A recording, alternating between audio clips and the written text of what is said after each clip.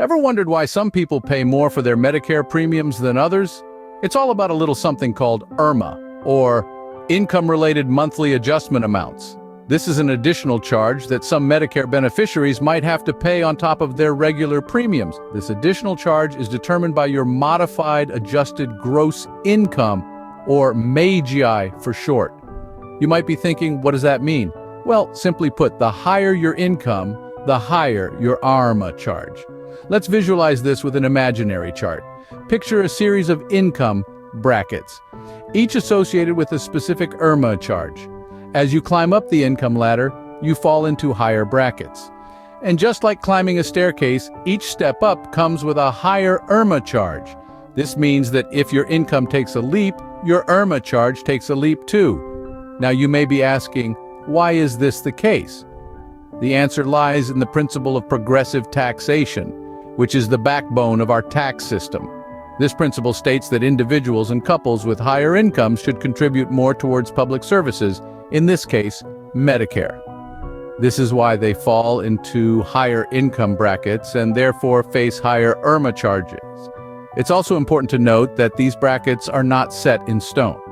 They are adjusted annually, taking into account inflation and other economic factors.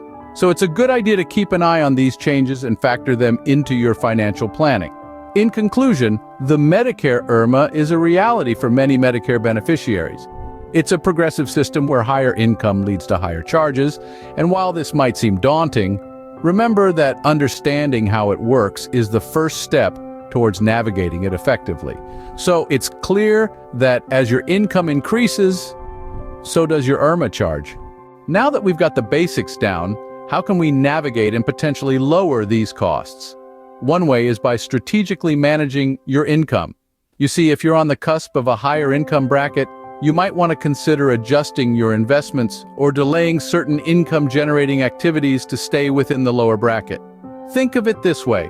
Imagine you're a runner at a marathon. You don't want to sprint right out of the gate and exhaust yourself. Instead, you pace yourself, conserving energy for the long haul. The same principle applies here. If you can manage your income to stay within a certain bracket, you can conserve your financial resources and potentially lower your IRMA costs. So, how can you do this? Here are a few strategies. First, consider coordinating with a financial advisor. They can help you plan your income-generating activities and guide you on the best way to navigate IRMA. Secondly, utilize tax-efficient investment strategies. This involves choosing investments that offer favorable tax treatment, like tax-exempt bonds or index funds with low turnover, to reduce your taxable income. Finally, consider Roth IRA conversions. By converting a traditional IRA to a Roth IRA, you pay taxes now at a potentially lower rate and enjoy tax-free withdrawals in retirement, reducing your taxable income in the future. Remember, these are just suggestions. It's always a good idea to consult with a financial advisor to tailor these strategies to your unique situation. With some careful planning and strategic income management, you can potentially lower your IRMA costs. Life can throw us curveballs, and sometimes these can impact our income. In these cases, there are special circumstances to consider. Life-changing events such as retirement, divorce, or the death of a spouse can significantly affect your income, which in turn can influence your IRMA costs.